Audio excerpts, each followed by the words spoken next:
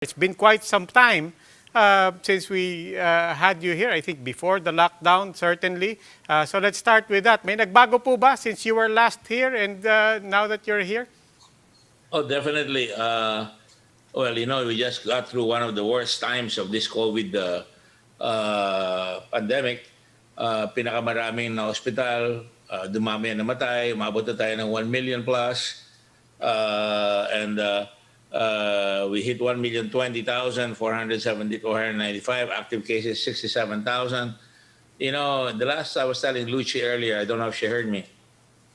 The last a month and a half or two was one of the hardest and most exasperating and frustrating days of my life because maraming tao nakikiusap, pwede ba dalhin ko sila sa ospital, hindi sila makapasok.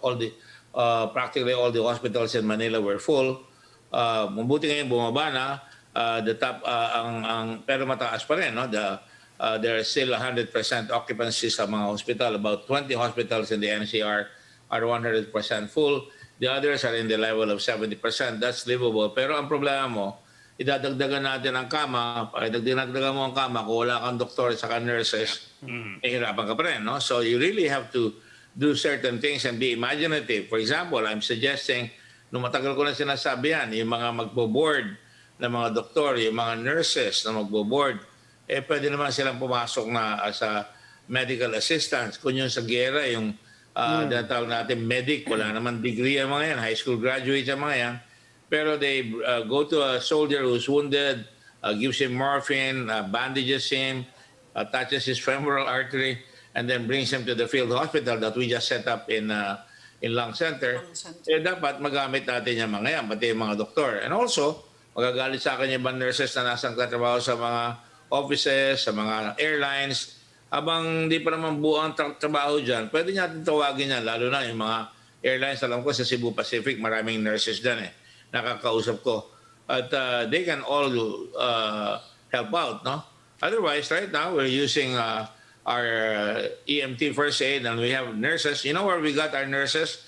There were several hospitals that closed down in Iligan City and we got 13 nurses from there and we're training them right now as I speak. Pero, Sen, sinasabi nyo gamitin yung mga ano ba yan?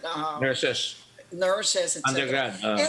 Sir, hirap na hirap nga ngayon kumuha ng mga nurses even for some private hospitals kasi napakababa nga raw ng sweldo. In other words, it's not so much a problem of supply of nurses, but a problem of, basic incentives, pay. Lucy, sa amin, we pay them at least 30,000. Yung mga nurses, no?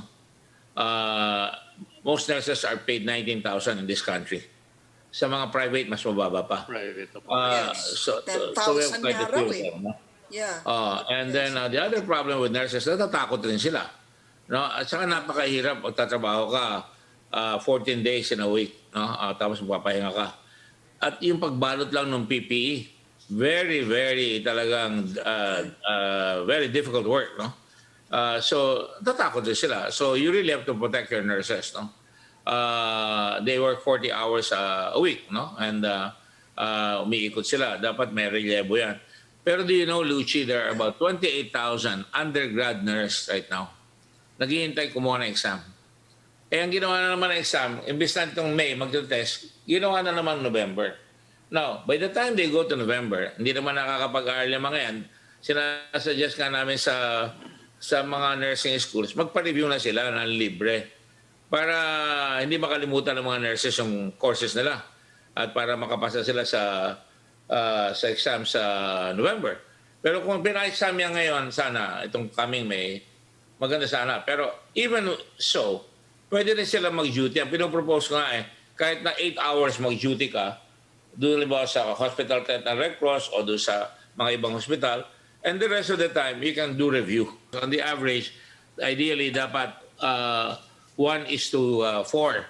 ang nursing, no? 1:4. Pagka may search, aabot yan ng 8, magiging 1:8. Hirap na talaga yan. Nagkaroon tayo ng search.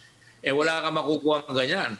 So talagang mahihirapan. Talagang the health system is really challenged and discombobulated. Sir, And we're you scrambling think to get nurses. We're scrambling to get nurses, sir. Pero at the same time, kasi there are variables that appear to discourage nurses from going into the profession that they originally Right. chose. Eh. For example, may nag-viral in the past few days na payslip ng isang nurse.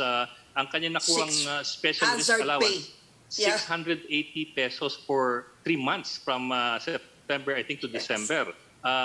So, yun nga, of course, there could be other elements here involved. Pero ang sabi ng nursing groups, to begin with, yung pinapayagan sa Bayanihan Act, Part 2 na SRA is in effect 230 pesos per day.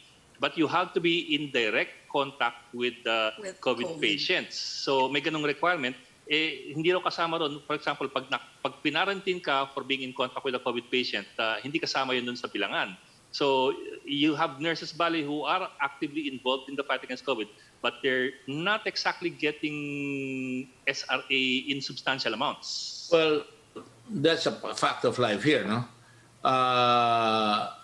By the way, yung compensable pag nagkasakit ka sa SSS or GSIS, yung nurse na pag nagkasakit, no?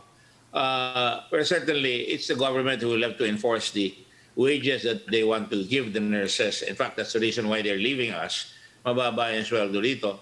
Talagang dapat talaga, meron tayong standard of behavior, standard of service and pay na dapat ganyan. Mas mataas pa ang pay ng sundalo ngayon, saka pulis sa nurse.